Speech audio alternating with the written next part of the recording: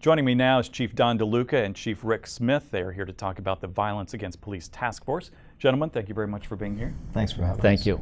Chief DeLuca, let's start with you. First of all, as IACP President, I know violence against police has been one of your priorities and one of your main concerns over the past year. Talk about that. Yes, well, in 2016, it was a horrific year for law enforcement as far as ambush killings. There was the incidents in Dallas and Baton Rouge, and soon after I was sworn in, there were 3 incidents involving 4 officers in a 24-hour period. Soon after that, we ramped up a task force for violence against police, which I've asked Chief Smith to chair for us. We're hoping to see results from this, and some of the framework that we pushed out at the conference, I think, will help the chiefs in the coming future. Okay. Chief Smith, as chair, what have your priorities been? What has been the main concern or the focus of the group? Well, the main concern was to deliver a product to our chiefs across the nation, internationally, to give them some guidance on how to train and guide their personnel on how to avoid the ambushes, avoid the violence that we've been seeing over the years against police officers, and as well as to keep their officers on their toes as they go out there.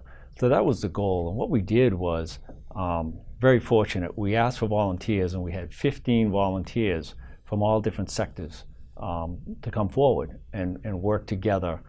We met in person one time, we did some conference calls, a number of emails certainly flew back and forth, and as a result of those 15 volunteers who stepped up on their own,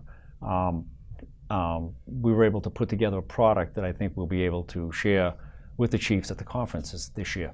So you do have large cities, you have small cities, you have international cities you're dealing with, so to come up with something that applies to everyone, that has to be a challenge, I would imagine. Yes, and not only did we have the command staff from those cities, we also drilled down into the departments themselves. And we had mid-level managers, we also had line people who, that's really the key, the line people. But the important piece is we also brought in the community. We brought in community members from all these municipalities that were represented and listened to their input, as well as like I said earlier, the line officers, the mid-managers, as well as the bosses.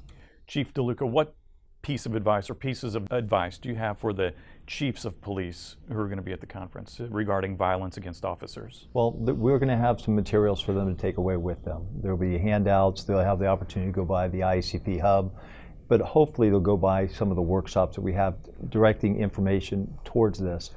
What we're trying to do is educate and to give best practices for them to go back and share with their organization.